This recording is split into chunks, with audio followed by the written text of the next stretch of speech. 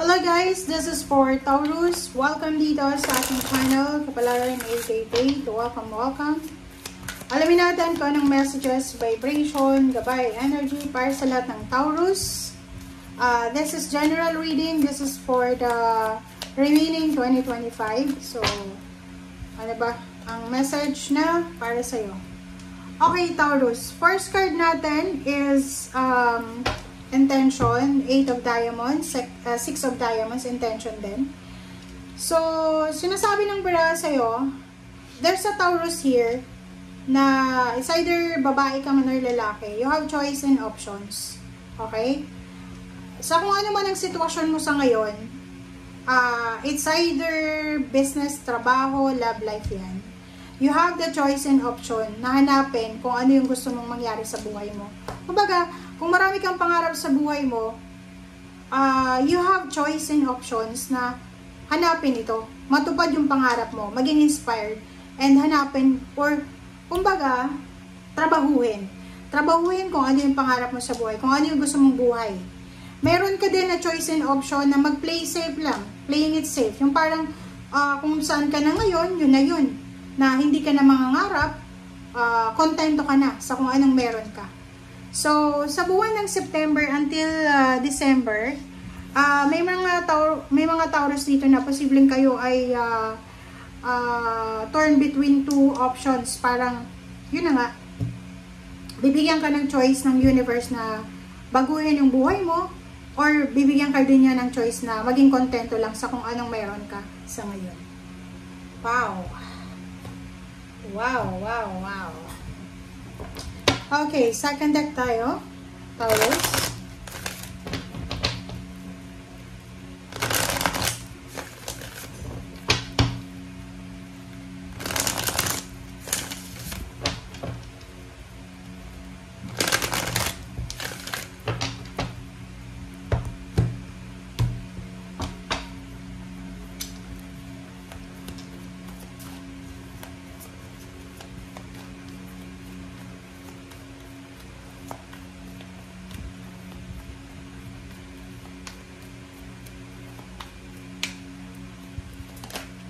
Okay. Okay, solar plexus chakra. This is celebration. This is a success, elimination. This is about the sun, diba? So, sinasabi ng bara sa'yo dyan, Taurus, na yung iba sa inyo dyan, pwedeng kulang kayo sa inspiration, kulang kayo sa mga suporta, parang gano'n. But this card, sinasabi ng bara sa'yo na kailangan mong lakasan ng loob mo. Okay? Kailangan mong taasan yung self-esteem mo. Kailangan mong lakasan yung parang, anong tawag dito? Authority. Alisin yung hiya-hiya. Sa 4 months na yan, para makuha mo kung ano yung gusto mong makuha, make sure na kapalan mo yung mukha mo. Okay? Kasi normal sa mga Taurus, mahihayin sila eh. Yung kahit marami silang alam, nag-stay lang sila sa likod. So, dito sinasabi, pataasin natin yung confidence natin, maging parang, maging matapang ka. Maging matapang, and sinasabi ng bara sa'yo na maging assertive ka sa kung anong gusto mo. And at the same time, maging excited ka. Maging excited ka sa kung ano yung mga gusto mong ma-discover dito sa mundong ibabaw. Okay? And at the same time, guys, kung yung mga iba na kontento na kayo sa kung anong meron kayo, talagang hindi nyo gagawin yung solar plexus chakra. Yung parang pag kontento ka na, diba? Parang ididim mo yung light mo eh. Diba? Kahit marami kang talento, marami kang knowledge, marami kang wisdom, marami kang skills, parang ididim mo siya eh. Kontento ka na eh. And hahayaan mo yung ibang tao na tapakan ka, gamitin ka lang, para sa kanilang, kumbaga, kagustuhan. So, oras na para gumising ka, Taurus. Gumising ka kasi napakatalino mo eh. Napakagaling mo, napaka-gifted mo eh. Tingnan mo yung judgment dito. Tsaka 3 of Pentacles.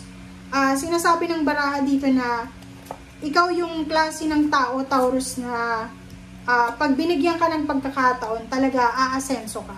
Like halimbawa, marami kayong mga plano para sa negosyo. Magaling din kayong mawak ng negosyo.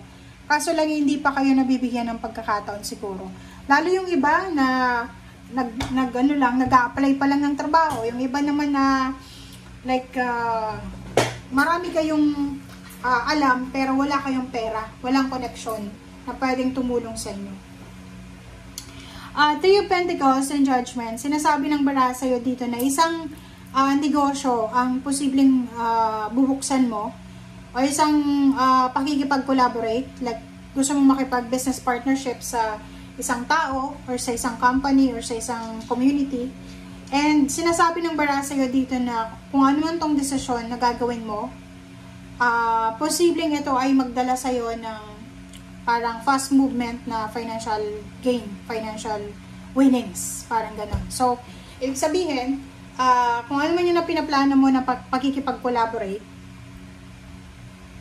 pwedeng pumasok ka sa isang company na yung trabaho na yan ay sobrang mahirap. Diba? Yung parang halimbawa, isang pabrika siya na kailangan magtrabaho everyday, graveyard pa, panggabi, parang ganun. So, sinasabi ng bara sa'yo dito, isang desisyon, yung desisyon na gagawin mo, kahit na pagod ka, kahit na yung desisyon na yan ay pwedeng magdala sa'yo ng sobrang sakit ng katawan, puyat, gutom, or kano pa man, sinasabi ng barahan na kung itutuloy mo yan, yung direction na yan, ay yan yung magiging stepping stone, magiging rason para maging financially stable ka na tao. Okay. Tingnan natin dito sa third, fourth deck.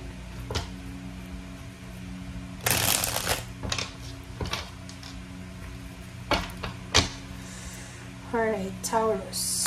Taurus.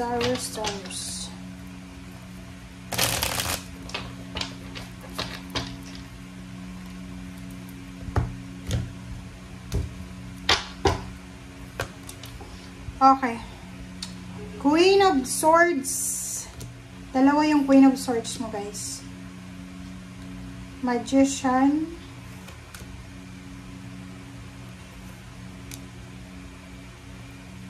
Diba? This is confirmation. At ang Five of Cups na to, confirmation siya dito sa dalawa. Kasi yun na nga, sabi sa'yo dito na, you have choice and options. Meron kang choice and options eh. Kumbaga, ang universe ay bibigyan kanya ng pagkakataon na umasenso or bumagsak sa buhay. Nasa iyo daw yon, nasa kamay mo kung gusto mong umasenso. Kung gusto mong ma-discover yung blessing na yan, mahanap yung blessings or maging kontento na lang sa kung anong meron. Five of Cups, sinasabi ng barahan na para hindi ka magsisi sa huli, sa future, kailangan mong tanggapin kung ano man to na binibigay sa iyo ng universe na direction. Like for example, about sa relationship, binibigyan ka ng pagkakataon ng universe na makapag-heal, gumaling yung sugat ng nakaraan, yung pain and heartaches. Pero sinusuway mo siya. 'Di ba? You're going against the flow, against the parang ikaw yung kumukontrol ng sitwasyon. Sa barahan mo na to, sinasabi ng barahan na ang magagawa natin from September to December, magpursige tayo eh. Kailangan nating lumaban sa buhay. Hanapin natin kung saan tayo siswertehin. Para hindi ka magsisi sa bandang huli. Yun na nga, diba? Parang, alam mo ba, may mga tao na nagsasabi na nandito ka na eh. Bakit hindi mo pa itodo? 'Di ba? Marami akong nakilala sa mga, lalo sa Europe, 'di ba? Marami akong nakilala ng mga OFW na minsan nakakausap ko sila. And tinatanong ko, bakit sobrang workaholic mo? May isa doon na nakapagpatapos na siya ng pag-aaral ng mga anak niya. 2 lang ata yung anak or 3 ka na. Tapos sinanong ko siya, bakit nagtatrabaho ka pa? Nasa 50 plus na siya. Sinasabi niya sa akin na andito na ako eh. Pangarap to ng ibang tao. Napakahirap makapunta ng Europa. Tapos pagdating ko dito, papetex-petex lang ako, di ba? So, pinag-pray ko to eh. Di ba? Parang, ang sinasabi ng babaeng yun, na pinag-pray niya. Tapos, yung dumating na yung pinag-pray niya, papetex-petex siya, hindi. Kasi blessing yun eh. Parang ganun. So, parang yun din sa'yo. The universe will give you the options, the choices, the blessing, or the free will. You have the free will. You have the, parang bibigyan ka ng magic, ng boost. So, gawin mo na. Gawin mo na yung best of the best. Itodo mo na siya. Okay? Thank you guys for watching. Bye!